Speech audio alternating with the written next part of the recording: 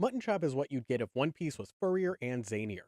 This manga is a non-stop bombardment of crazy moments and funny gross out faces, so I was down for the ride. The strength in this manga lies in the protagonist Mutton Chop, who's hyped up as the world's strongest sheep, and the story delivers on that promise in a fun, cartoon furry world. What I found most intriguing about Mutton is he's a great example of gentle masculinity. If he was the world's strongest sheep, but also a no nonsense tough guy, then it'd be like, okay, who cares? Good job on your power level fanfic. Not only does Mutton look soft and gentle with his big fluffy hair, polite glasses, modest overalls, he also acts very cute. He's a sweet little guy and he's very polite. What makes Mutton feel masculine isn't that he's strong, but he's very hardworking. He's diligent. We see him tend to his farm and he's comfortable working in isolation. I'd also argue that the way that he uses his powers is a big factor. He's not just a snarling tough guy who punches to get his way. When he fights, it is with a very clear purpose. Gentle masculinity is a very difficult balance to strike because if you make your men too soft, then, they're just full of soy and completely missing the masculine part of the equation, which I'm totally fine with. But androgyny or femboys, that's a completely different thing from a gentle but distinctly masculine man. It's cool seeing it's cool seeing this type of man written into an action. I hesitated. I'm like, should I keep calling him a man? I mean, he is a sheep, but yeah, it's cool seeing a protagonist. I'll say that a protagonist written into an action fighting manga with such a chaotic, action-heavy plot. It was refreshing having Mutton's gentle energy move things forward before things cascade into explosions. Something that's often on my mind is who is the target demographic for a manga. Shonen manga specifically is in a tricky spot because you need to be cool enough that you appeal to young male readers, but also you can't get too crazy. Otherwise, your target audience will get grounded for the rest of summer if mom finds you reading something that she doesn't approve of. A recent video by Crystalline Fos explains this way better than I ever could in her video titled Why Tanjiro is an Aspirational Protagonist and Kirito is an Insult.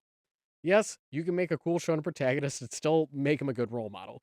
And Mutton Chop perfectly understands this balance. There's never anything raunchy or violent, but it's also not so wussified that it feels like it's pandering to the parents as a quote unquote good example for kids. As I read more shonen manga, specifically international shonen manga, I won't name names. I'm sure if you've been on this channel before, you know what I'm talking about. But I feel like this is what will truly ruin a story. When you write something so that the mom feels safe buying something rather than delivering on a cool action adventure for the target audience. As for how this manga treats the female characters, I think it's perfectly fine. I know I'm not qualified to bang the woke gavel and declare something as progressive, but from my taper point of view, it felt pretty alright. There's plenty of primary female characters who drive the plot forward. There's no anime fan service malarkey to derail the plot. And Mutton himself feels vaguely asexual, but in that shonen protagonist kind of way, not so much in a queer way. And okay, I know that line can be razor thin, but Mutton and the larger setting felt uninterested in standard romance pairings or characters feeling attraction. We do get some of the villain wanting to marry the princess, and he later kidnaps the mayor to be his bride, but that felt more like a standard fairy tale conflict rather than steering the plot into a more serious love polygon. Now, the princess character can be rendered very beautifully. She's still allowed to make stupid faces just like everyone else. And being a furry manga, and that like everyone in here is a talking animal. This helps because like you can have a character feel traditionally feminine without them taking on the default Disney princess Barbie doll character design. And something else that I really liked is we don't learn the power system until chapter 3, which is fantastic. This story makes you care about Mutton and his world before it lays you down the details. We then get a refresher on the power system in book 2, which was also pretty nice because yeah, I'd kind of forgotten by then. Before I move on to critiques, I want to say I was disarmed by the short chops 4 coma gag where the protagonist is transformed into a girl bunny. Um, it surprised me. And I'm like, I'm not sure why this is surprising me because this is a furry manga. I guess I guess I'm not used to this. And so I went to E621 to investigate, and wouldn't you know it, but Mutton Chop did get some results. The artist has drawn NSFW of their characters, and that is very cool. I think I was surprised because I feel like a lot of international shonen manga, it's it feels like it's like, oh, I see anime fan service bullshit, so I'm just like I'm gonna be like the Dr. Manhattan who's just hovering above that nonsense. So I was surprised, like, oh nice. This one's getting even weirder. I like it. Um and so I went to E6 and Mutton Shop got some results. Um but the comment section was lamenting that so much of Mutton Chop's NSFW had been deleted, and apparently a co-writer of the story didn't want NSFW of the characters ever, which, hey, yeah, that's understandable. And I'm glad they could reach an agreement for this type of content, and it seems to be mostly kept behind the artist's Patreon now. Um, thing is though, I see one artist and one writer, so I am curious which co-writer it is that said you couldn't do that. I'm not asking anyone to name names, but it sounded like someone's tulpa got a little too hands-on in the creative process. So yeah, this okay. My one of my hottest takes is if you're not making NSFW, I don't want you to draw furry comics. See, this is why I'm not trusted with the woke gavel. I think furries who don't draw NSFW, that's a form of cultural appropriation. Okay, as for other stuff, hmm, I'm looking through my notes. You know, cuz let me control F. Uh, 'Cause there was a okay. So the closest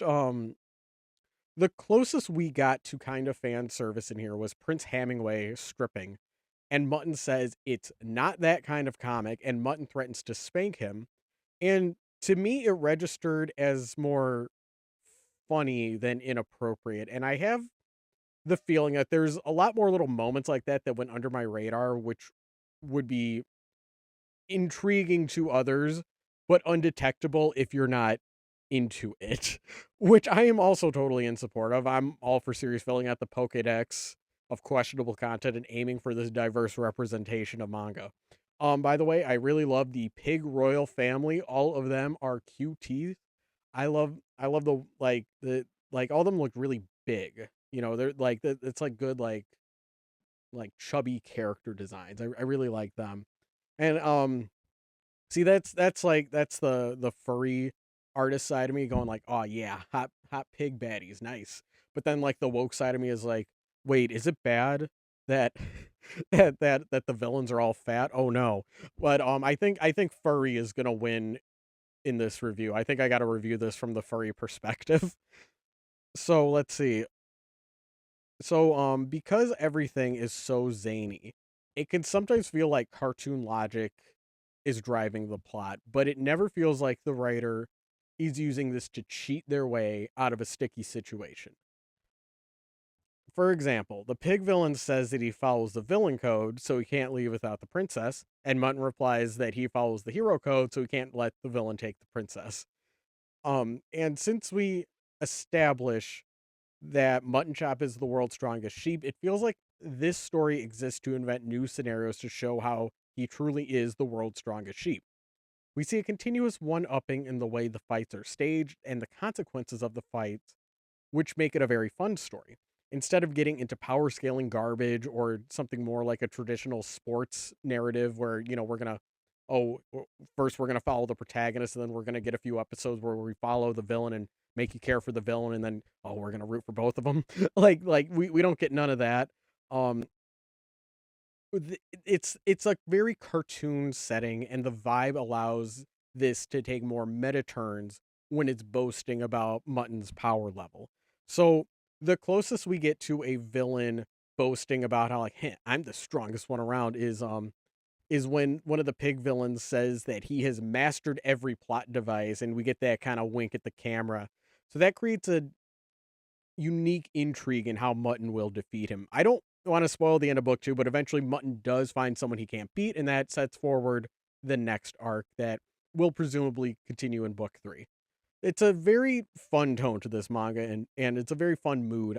There's a lot of cute nicknames for things which I really liked, and it just kind of added to the world feeling very cartoony and fun. There's just a lot of personality, and I really like that. Um, now for some low points. Now for some low points. I think I hit my nice limit. Now I'm gonna be a groucharoo here, but characters have a lot of irritation. It's not that bad, especially since the protagonist is such a little cinnamon roll, and he's just so darn cute. But I feel like everyone in his orbit is like a little grouchy, and that that might drag things for other readers. I know if it was like a notch worse, it would have degraded the experience. It was like right on the line. Um, I mean, just for I don't know if everyone here has watched my 8 hour cry session over House Pets, but I'm like, no, everyone's so mean. That's my limit is the House Pets comic. Um, okay, but there was a point where like when the princess was introduced, I was like, okay, but she has like the identical personality as the mayor, and I felt like those two characters were very similar. So when the pig kidnaps the mayor in place of the princess, it's like, yeah, that makes sense. He has a type. So that was probably the weakest as far as character writing go. And and as far as like on a bigger scale though, for the structure of the manga, at a certain point it feels like this just turns into one fight scene after another, which got exhausting. This isn't a problem with the manga. This is more of a me problem because like I'm so gentle. Like my heart rate Jesus Christ. Can't even can't even relive my trauma telling telling you about all the very gentle shoujo animes that made my heart go too fast, like that I can't watch. Look, point is, I'm very gentle, but man, like Mutton Chop needed a beach episode, or they have him spend a little more time on the farm. It got overstimulating to see everyone constantly zipping around and punching. But like, hey, that's what they're trying to do. So if that sounds like your jam, if you like the epic hype moments, you will like this manga. I think it's impressive that they were able to hold my attention as long as it did, because I like the zaniness, I like the character designs, and they're able to time and land their jokes very well. There just reached a point where I was staring blankly like, "Damn guys, why are you still fighting? Can we like do something else?" um I think that this would work better as a cartoon. Okay, it's not something I say lightly, cuz I think manga is the purest art form. I think everything needs to be in black and white. Um as far as art goes. Um, and so yeah, this would feel better as a cartoon. And it did remind me of One Piece. And I know One Piece, that is a masterwork. And I don't want to derail this and turn this into a One Piece review and be like, hey, here's how Eiichiro Oda did this better. And because look, I know it is brutally unfair to compare someone's indie work to one of the most financially successful mangas of all time. Even that opening line at the start of this review is probably doing them a little dirty. But stick with me here. Mutton Chop felt more like it's thinking in cool anime hype moments rather than thinking in manga. That is, you can imagine this as a super hype anime, and this is the blueprint for something bigger. Whereas the One Piece manga feels like it thoroughly understands the medium of manga, and I don't feel like it needs to exist in another medium. Any adaptation you can take as a nice little treat, not really a necessity. Now, specifically during the character's finishing moves in a fight, I feel like that's when Mutton Chop is at its best. I'm specifically thinking of the sense of movement in chapter 10 when Mutton dodges the sword and we later see the sword coming down from space. Those were rendered very well and really understood how to utilize the page. But if you flip a little backwards on that same volume 2, page 34 and 35 of volume 2, it felt a little clunky with the exposition, and there are okay, I'll clarify. These pages totally fine and don't necessarily stand out as being wrong in any way, but I feel like the same consideration isn't being given to these types of scenes, which hey, that makes sense. You want the big moments of the fight scene to show good sense of flow and movement. You want to give as far as like page economy goes, that's where you want to spend it. But I think if the scenes where the characters are standing around talking are given more time, if they're better paced, paying closer attention to the flow of the panels, I think that'll help this stop feeling like it's just one giant explosion after another, which again, it's probably what they're going for. So like I don't know if this is like necessarily good critique. I'm like I think I'm thinking more of like if somebody reads Mutton Chop and they have that like sense of like, oh, how would I improve this? That I think that's more of the words that I'm trying to reach with this rather than the artist, because man, they know what they're doing. It's because like, okay, so let me look a little more down on my notes. Yeah, so maybe it's just an issue of page count. You want to spend the most pages on the fighting, and you want to fast forward through the talking. Um, that's all valid. So another specific thing this manga could do to make it easier to take in. Now this I will hope reaches the artist when I say this. That this one this one's less of a me problem. I think this one's a bigger point. Because there's a lot of moments where characters give their finishing blow and they scream their attack, and the font looks good. Like I think there's a lot of very careful consideration for the font and a lot of good use of sound effects and the way the font is used. Like there's a scene where a character screams "what" and and everyone's like knocked over and it's rendered like just gigantic. Like it's really fun. But the dialogue is a little rough in that like um okay, the the the a lot of the characters have different fonts used for their dialogue. And that's fine if you're not going to have uniform dialogue fonts. That like I don't there's nothing inherently wrong with that, but it's going to be an extra step on your reader. Um so that means you need to do a little bit more to make sure that the dialogue is easy, like it's easy for the readers to take in. Where like because like constantly switching fonts, it's a very tiny subconscious thing where it's just like one little point of frustration that may not totally register, but it will wear on you with time. Um so I think that if the dialogue balloons, like when the characters are just standing around talking, I think if those were a little bigger, if those fonts were a little bigger, that it would make it easier to take in if you're going to do this creative choice of everybody has a different kind of font. That is my very humble suggestion. Um and I really don't want to sound too harsh on this because this is a well-made manga. This knows what it wants to do and it knows how to execute it. And what's more is like it,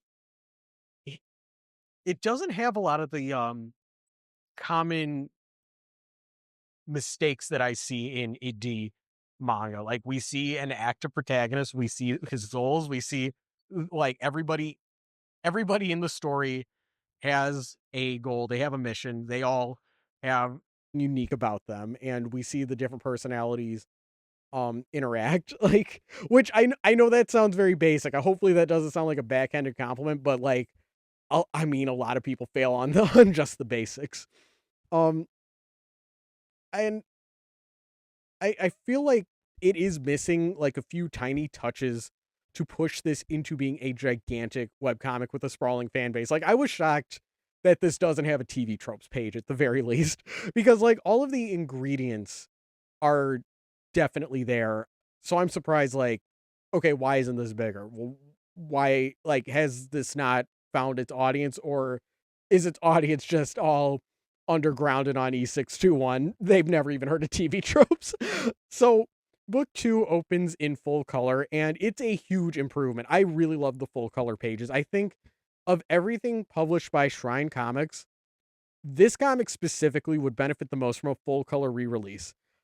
The color helped ease me through the story, and I felt a stronger sense of flow and rhythm with the color. I would say overall, Volume 2 was a huge improvement from Volume 1. I'm looking forward to Volume 3. If they want me to review it when it's out, I am game. Um, and then if you want to read it yourself, let me make sure I give yeah, if you go to shrinecomics.com, you can find Mutton Chop. They did just launch an app. Still gotta download that bad boy. But you can buy the physical book or the ebook for Mutton Chop. Yeah. I think honestly, like if you look at this art style and you're like, hell yes, like if that's the feeling you get, then yeah, just go buy the ebook. It's really cool. Like it really is one of those like just very vibe based if you will like it or not. Um okay, so I will now cut to my live reading of chapter 1 that I recorded at an earlier time, and I am very sorry that I did not read the whole thing. I got the sniffles after I recorded it. So I do apologize if at any point during that I say anything like I'm going to read the whole thing. And I didn't mean to tease like that. I like, even if I didn't say it, I know I was thinking that. So again, my apologies. If you stick around to the end, I'm going to be reading and responding to some comments on previous videos. I always appreciate your support. And now here is Mutton Chop. Hey every pony, today I'm reading Mutton Chop, The World's Strongest Sheep. The art is by Anthony Jackson, story by Beret Lumani. This has been on my to-read list for a while now. It's very cute, furry art. The art style reminds me a lot of One Piece, and when I see art inspired by One Piece, I know I'm in for a good time. That and like to describe as broadly as possible, like, oh, it's kind of like One Piece, but it's furry. That's like Penguin Boy, and that's one of my favorite OEL mangas. So hopefully it's something like that. Hopefully that's what they're cooking up for us. Let's see. Let's open this up. Mutton Chop, the world's strongest sheep. Ooh, should we have the stock film footage festival going the whole time? Well, I want you to be able to see the art. The art is really cute. Let's put a little pause on that for a second. All right, all right. Mutton Chop, world's strongest sheep. We see Mutton running away, and he says, "Oh, that's new. He's a sheep with overalls. He got hooves. He got hooves. I too am a hooved creature." Sorry, I showed my hands. Mocap does wonders. It translates my hooves into fingies. Let's see. Volume 1, The Mutton Begins. Ooh la la. Ooh, we got some info about our manga team. What we got here? What we got here? I wonder if we can view this. Let's view this page by page. Yeah, let's go continuous scroll. Let's do that. That'll be more our style. All right. Anthony Jackson, artist. Working with Shrine and doing things right this time. Wonder if things went wrong before Shrine. I'm very happy to branch out on this endeavor, and I'm happy you've taken a chance on us. Well, I'm happy I'm here too, Anthony Jackson. Thank you for making such a cute furry book. We're printing this book and working our way to success with the power of friendship. Literally, because y'all are my friend. Aw. And Beret Lumani says, the power of friendship, Anthony? Hack, harf. But if friendship's going to sell this book, then maybe our good friend reading this book will be kind enough to buy 2, 3, 5 extra copies, to share with your friends. Isn't that what friendship's about? Well, I bought one. I bought the digital version of Mutton Chop Volume 1. Let's see. Then we got Shrine Comics editorial. We got some thank yous over here. Andrea Moffat. Do I know that? Where have what else have you done? I know I've seen you before. I know you've done something. All right. The stories, character names, incidents are entirely fictional. No portion of this book may be reproduced or transmitted in any form by any means without written permission from the copyright holders. Well, somebody who's in the Mutton Chop team gave their blessing in the Shrine Comics Discord server. They said it was cool if I did a complete series read through. Hopefully that's good. Hopefully. Yeah. All right, so Yarf. We got a little dog with a little collar saying Yarf. Table of contents. Prologue. Did we name it? Aw, crud. Chapter 1. Once upon a time. Again. Chapter 2. Stop fighting. Pretty please? Chapter 3. We need a hero. Chapter 4. A fool's fool, fool's a fool. Chapter 5. Pomp. And extra question time. All right, so we got a little omake at the end. Ooh. So let's see. We're opening with some glowy text. Looks pretty serious. Glowy text, glowy white text on a black background. So it says stories. They usually start with a beginning. But did you know that some stories are hard to start? So what do? Start with the beginning. Before the beginning. Genius. Prologue. Once upon a time, before this story had a proper narrator, there was a little nice town. We see a shot of trees.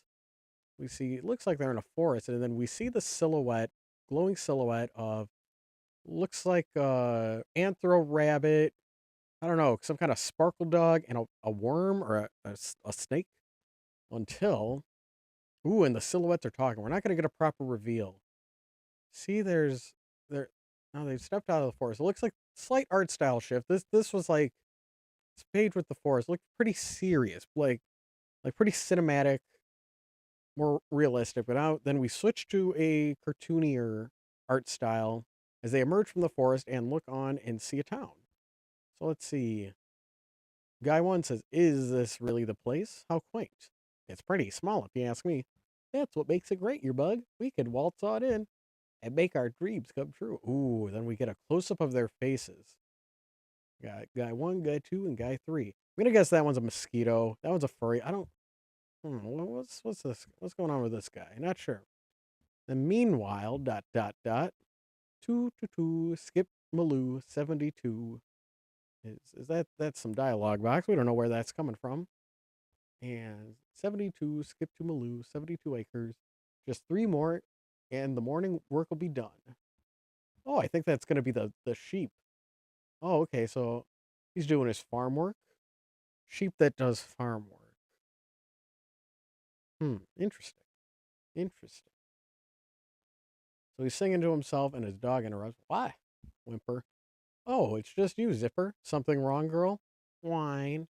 Then the dog Zipper shows off her dog bowl. And more food. There's no food. Oh no, there's more food. No food. A little spider web in the dog bowl. A close up of an eye. Lift. We see the sheep lifting the dog is a ma.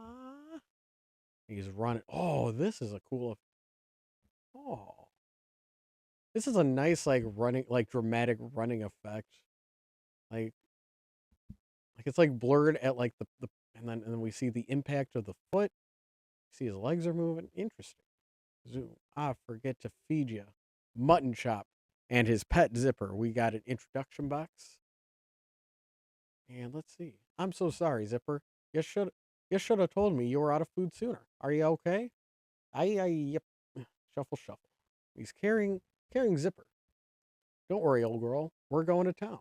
I'll have you filled up in no time. Meanwhile, in Veggieville. Oh boy. We're gonna get anthro veggies. or oh, that's a nice detail. Little carrots. Little carrots on between the light posts. That's cool. All right, so let's go over the checklist one more time. Of course, Madam Mayor. Spring decorations up? Check. All trash off the streets? Check. Children frolicking? Check. Business bustling? Check. Yeah, looks Veggie Town's looking nice. Veggie Town is looking nice. Yeah. So we get some panels showing off just that. And then we see she looks like a fox in a business suit. And then she has her secretary behind her. So secretary says, "So far everything is as planned, Mayor Corgini. Perfect. Just a few more hours and we'll start up this year's Spring Feast Festival Fest.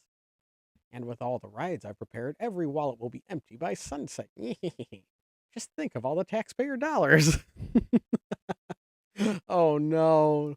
Not the taxpayer dollars, no. Fancy new roads, historical statues, tourists love that kind of junk. Oh man. Well, she's she's gonna take, but it's to reinvest in the city, so this backwater town will finally have its name on the map. And my dream since I was a little pup will finally come true. And the Baglevet Kingdom and Veggieville is on the map. Be happy for me, Miss Daubier. And she says, I can hardly contain my joy. This day will be absolutely, positively, without a doubt, 100%. We see her sniff, a little tear. She sure is excited. Then, oops, pow, bap. Let's see, and he's running. He's running, and he's got the little doggo. He's got the doggo. We see Mutton Chop has entered the scene, and he's knocked the two ladies over. Ooh, sorry, Mayor Corgini. Sorry, Mayor Corgini's assistant. You jinxed it, ma'am. That's what the assistant said. Oh, no, not him. Anyone but him. Not Mutton Chop. Mutton Chop, and everyone has an adverse reaction to hearing Mutton Chop's around. Oh no. Mutton says, "What? Nothing." That's what everyone else says. So, oh, this is a good face. This is good. This is good. So the mayor says, "Biscuits. Wherever he is, disaster always strikes. Why do you have to come today?" Let's see. I was fully prepared. I made sure he never found out about the feast fest, and I gave him enough supplies to keep him on his farm for the week. Why would he? Mutton says, "Down you go, Zipper." And we see Zipper's looking a little frazzled from running that fast. And Mutton says, "All right, Zipper, let's get you fed." Meep. We see the mayor still sweating bullets over this. He's at a shop called Pet Feud. It's written pretty silly. All right. And so the mayor thinks, wait, then that means it's all okay. He's only getting some pet food. How bad could it? Crow. Knock, knock. Oh, he's knocking. He's knocking, and the building explodes. Oops. And we see an elephant shopkeeper, and the elephant says, "Mutton, this is a store. The door was unlocked. You didn't have to knock." "Sorry, Mr. Counter Guy. Just put it on my tab." "Well, I'm gonna buy some kibble. Can I buy it?" Just grab a bag and place the money on the. I said place it. And let's see. And so secretary says, "Madam Mayor, please calm down." And Madam Mayor is like, "No, no, my little doggy dreams, no." Wah! Throwing a big fit over this.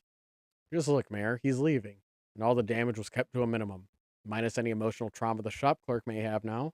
Regardless, crisis averted nonetheless. And so shopkeeper's having a little tear, and he's saying, "Sniff, don't come back." Secretary's explaining it, and the mayor stops her crying, and she looks up. And okay, so now the mayor's doing the Hime laugh. Oh, you're right, Mrs. Daubier. I'm just worrying for nothing. All we have to do is patch up a store, possibly repave a road, find the clerk a receptionist, find the clerk a therapist. Easy peasy. Of course, ma'am. Nothing else could possibly spoil this day, right? Oh, we see the shadowy guys from earlier. They say, "Wee." And the secretary says, "Do you really want me to answer that, Mayor Corgini?" And she says, "Start the festival." Crack with a dramatic crack of the neck. Now. 30 frantic minutes later. Yes, the Spring Feast Fest has begun. SFFF is what a banner says. And we see the mayor. She got her arms up. Ta-da. Oh, wow. This is a great background shot. We see the different booths. We see the city building. Interesting, like how, and then we see carnival rides in the background, but they're kind of blurred out. This is a really interesting technique that they're doing. Oh wow. I really like this one right here with her demanding start the festival now. Yeah, that was good. Like good glow effects on there. A lot of sweat. Let's see. We have a child, and the child says, "Mommy, I want another Teddy Rosie. I want it. You already have six, but I want another one, Mommy." And we see a demon guy at a nacho stand saying, "That's ridiculous. 20 schmucks for some nachos? Here for another plate, sir? Fluff, yeah. Give me 5 more. I'll take 20. Give me 50. What's even money, really?" The mayor says, "You hear that, Miss Dovier? The sounds of a profit riot. Money is in the air, Madam Mayor. This is turning out to be a wonderful festival. I'll drink to that." Oh, no. And the secretary says, "We forgot to wait until Mutton left town before we set the festival up." And we see the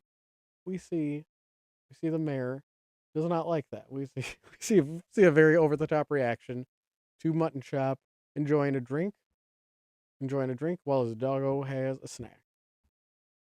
And the mayor says, "Mutton, so glad you came to the fair. But I thought you were only here to run an errand." "Yeah, we were.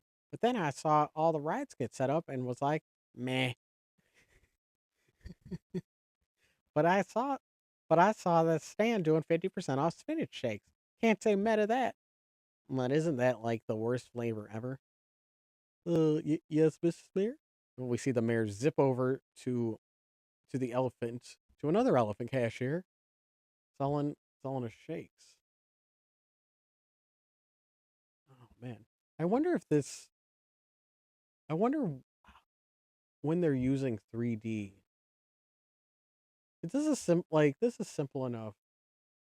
You're on your own, but it's like this is like a slightly different line consistency than a lot of the others.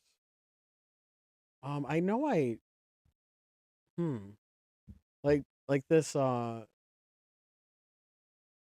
I'm trying to think if this looks enough like if this is like how much this looks like the Clip Studio Ferris wheel. Fuck.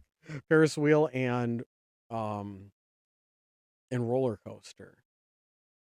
So I think these are hand drawn and then they just put a filter on it. Hmm. Yeah, I don't think there's any yeah, cuz this all looks um like they're using the line or the ruler tool to make it. I really like this effect in the background.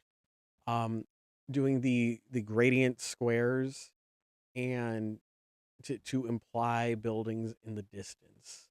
That is a very nice touch. I really like this building here with the it's like a gradient square and then white windows for that little extra touch. This yeah,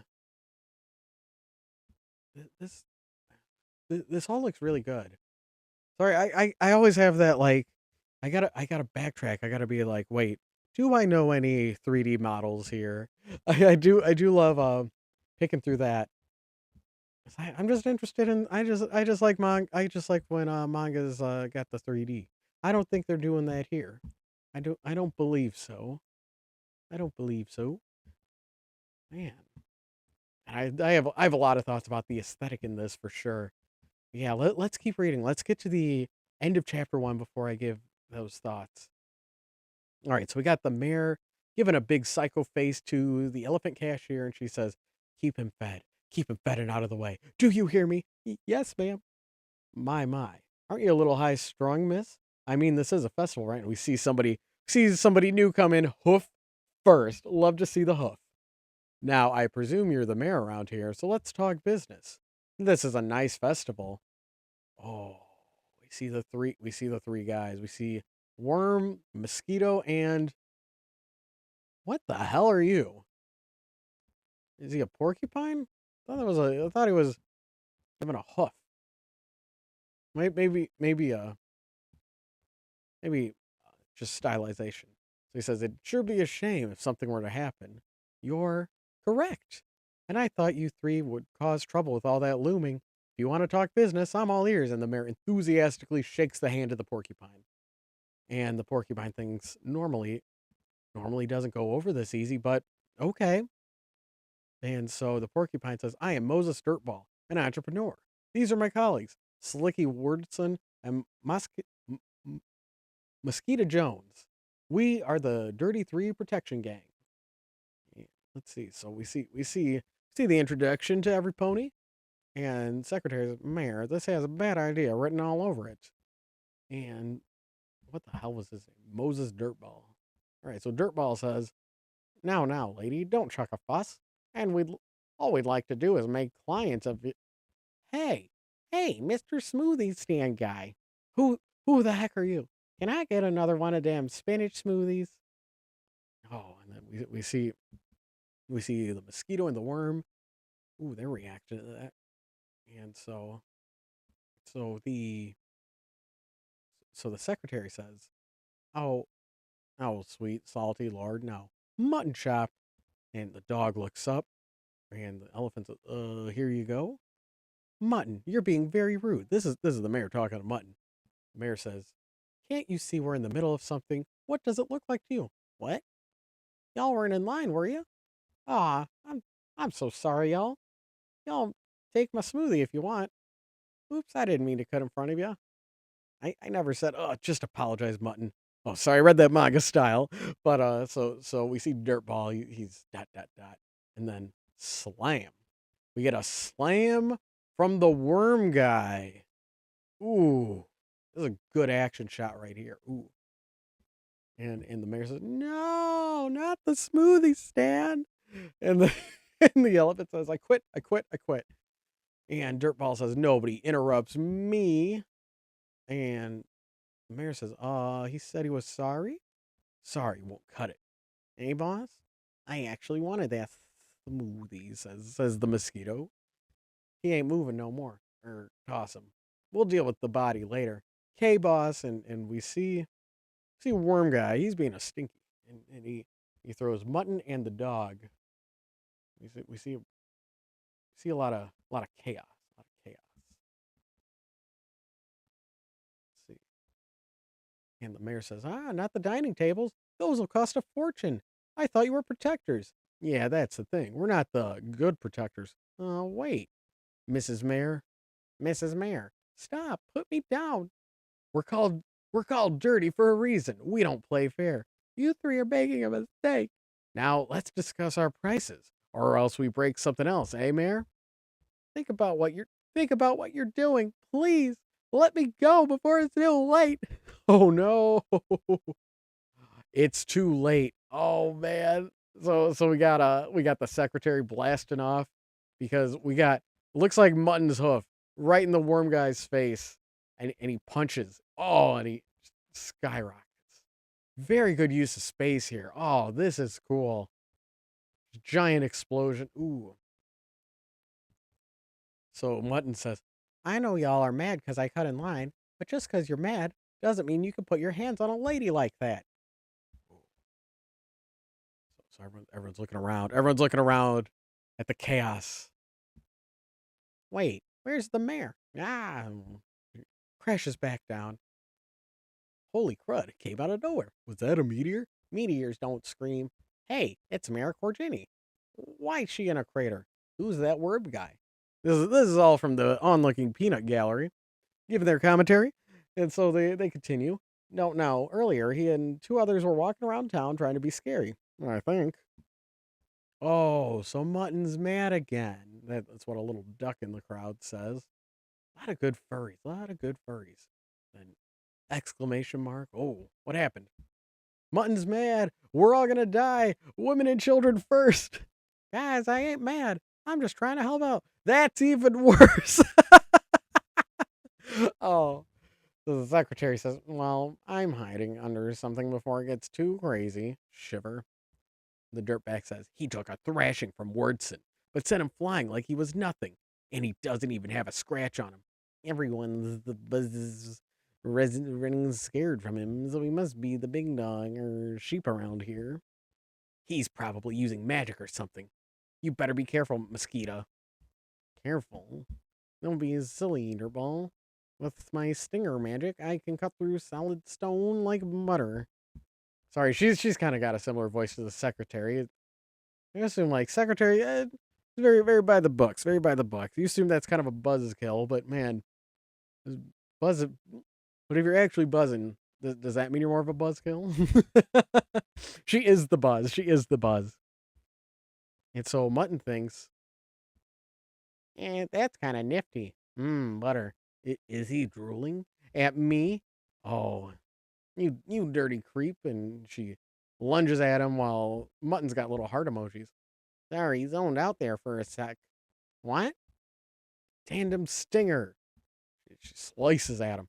Get ready, sheep. This mosquito doesn't stop at one bite. Ooh, ooh.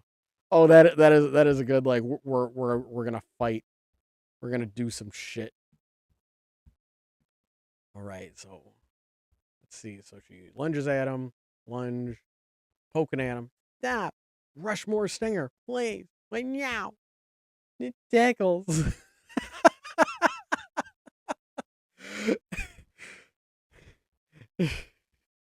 You think this tickles? Cyclone stinger. Yep. Yeesh, she's mad. I don't get paid enough for this. Stop it. You'll make me wet myself. Let's see if shit. Let's see if you'll laugh when you're full of holes. Final sting. And Mutton's looking back, and we see her hand is all crunched up, and we got a big from presumably the mosquito. Ooh, that looks painful. Mosquito. And Mutton says, "My gosh, you're not hurt, are you? You idiot! You broke my arm. I told you to stop tickling me like that. You want me to give you a hug?" Oh God, Mutton. Hugs make everything better. What?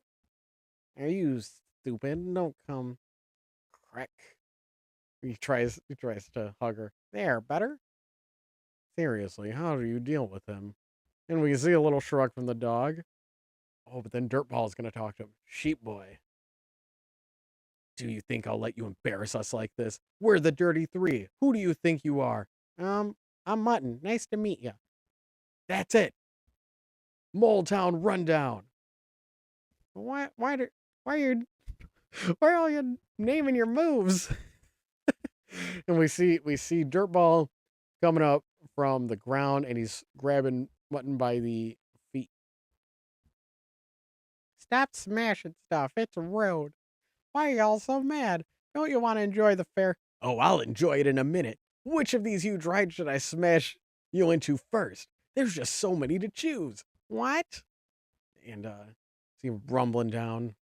Okay, I think are they using the rubble brush in Clip Studio? I think so. I think that's that. Yeah, this rock right here. This rock. Yeah, wonder let me open up Clip Studio. Let's take a look see. Let's take a look see. Let's see if I let me bring this read through to a screeching halt. I might as well have this open. Like, if I'm gonna keep asking these questions, you know. Let's see. I am gonna. I'll cut that out because I couldn't find it. I couldn't find it. I swear. Doesn't matter. Doesn't matter. Okay. Okay. Anyway, but people ride those things. But people ride those rides. You'll hurt them. That's not my problem. Besides, you won't live to see their pain, sheep boy. But why, Mr. Mole? Why are you acting so mean? Why haven't we run away yet? I don't know. Maybe we're stupid. We see some guys from the crowd running away. And Mutton Chop says, "Why am I so mean? Well, let's see. We walked 699 miles to get here. All just to set up our protection agency." Oh, that's I guess that's the mole teleporting behind him. My bad, my bad. All just to set up our protection agency. And what happens? I don't know what happened. Ah, you idiot. You show up, interrupt our negotiations, and embarrass my two business partners. No one will ever take the Dirty Three seriously now. You crushed our dreams. Now I'll crush your stupid little festival.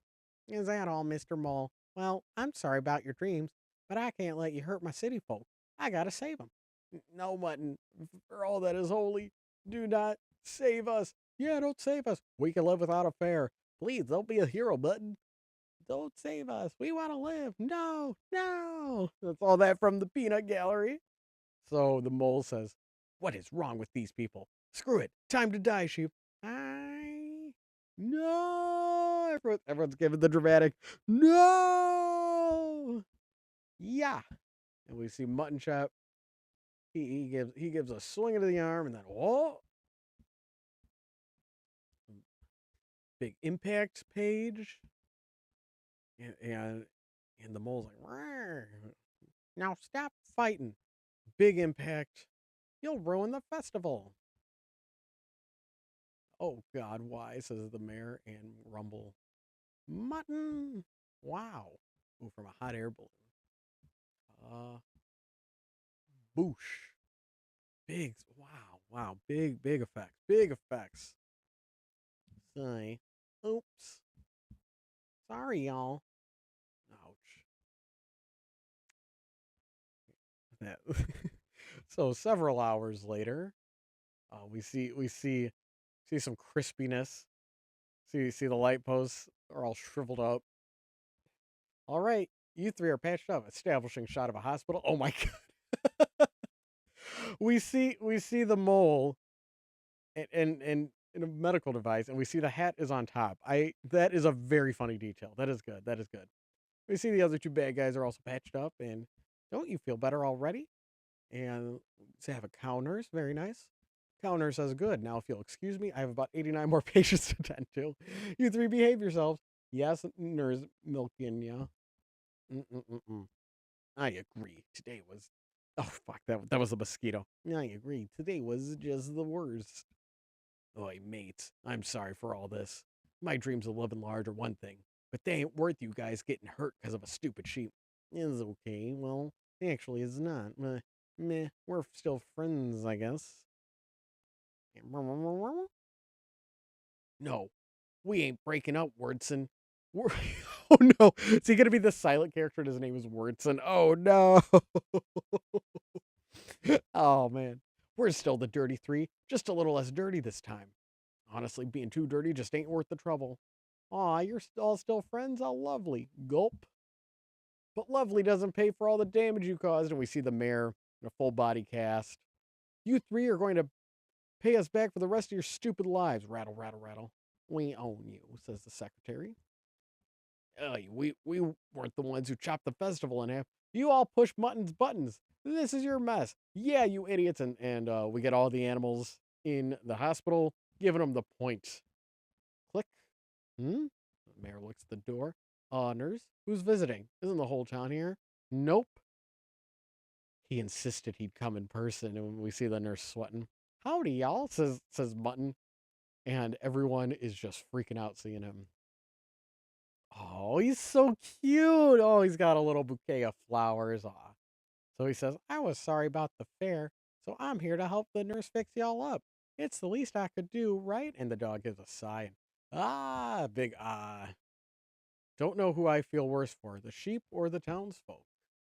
Meh, neither. Oh man. Okay.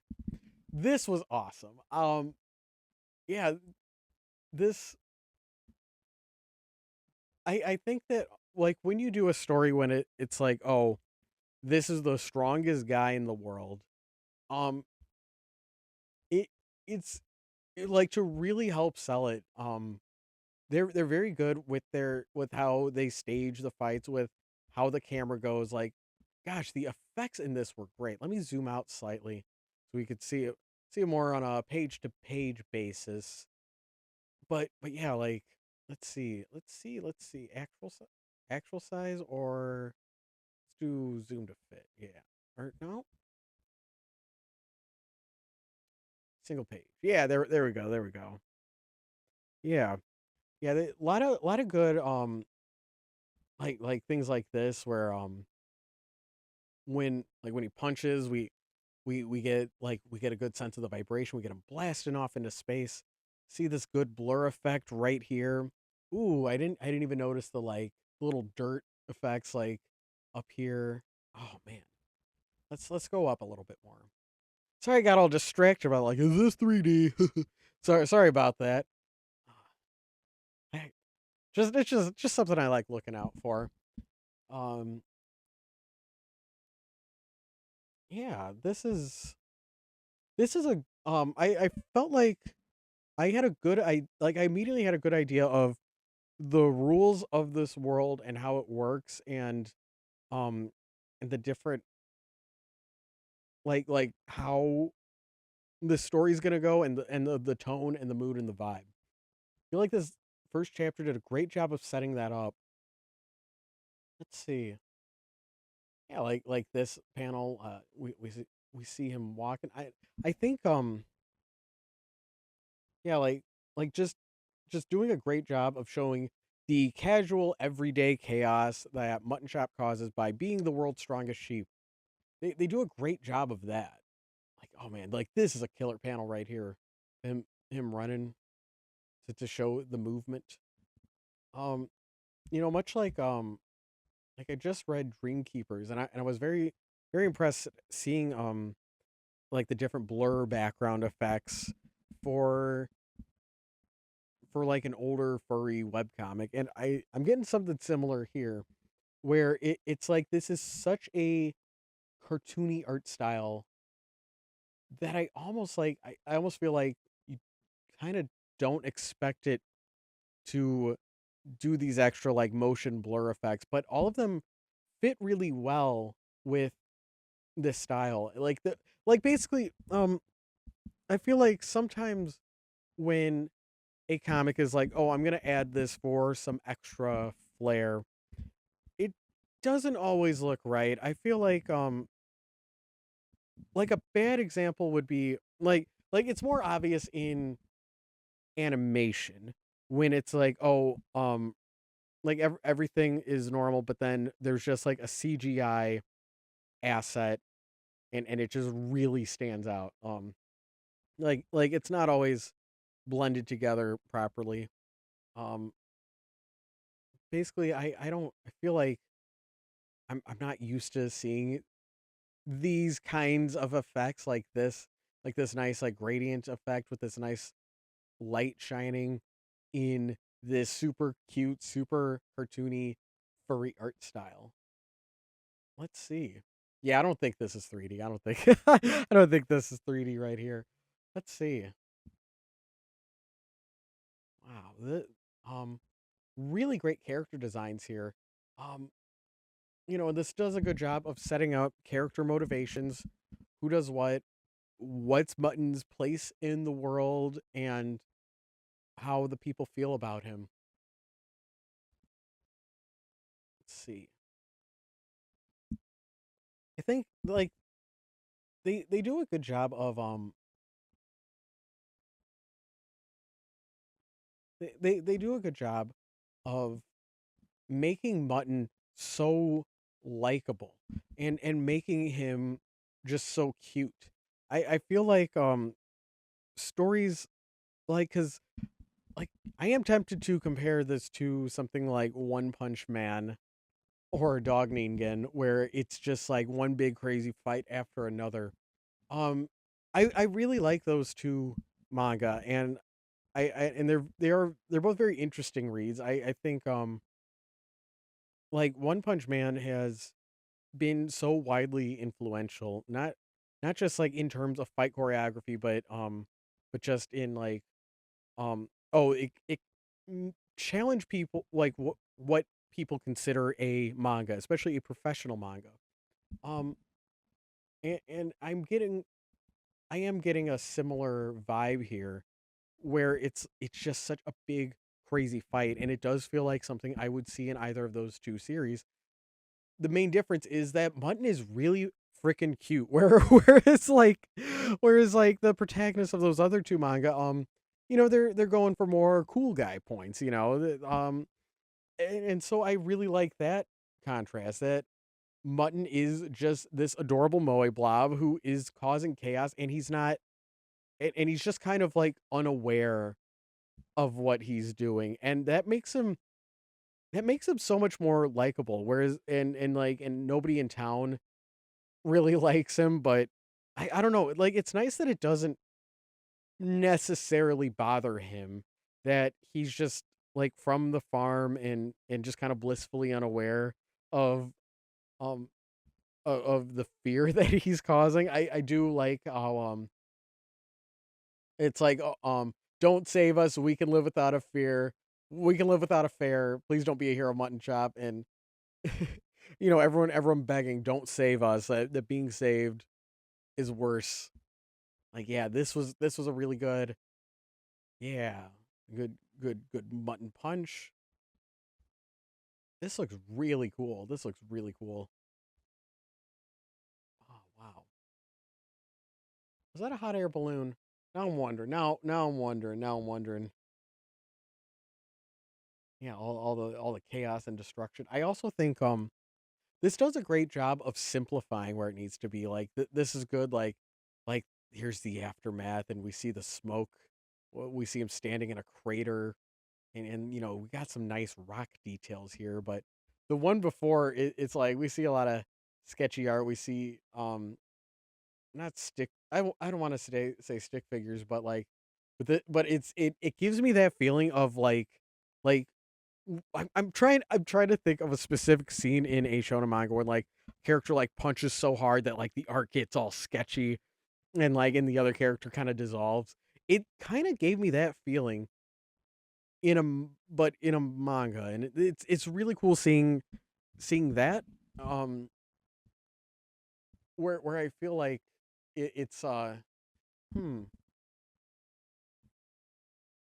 and I do like how everyone in town is just kind of yes anding with Mutton, where it doesn't seem like anyone likes him, but I don't know if they can get rid of him.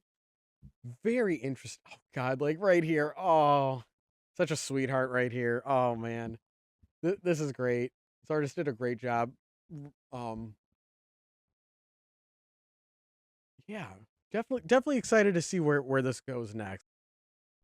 Thank you for joining me on this read through of Mutton Chop Chapter 1, and now for some comments on comments. Please note that there's a few weeks delay between when this video was made and when it comes out. So if you left me something yesterday, I'm very sorry that I have not seen it yet. I apologize.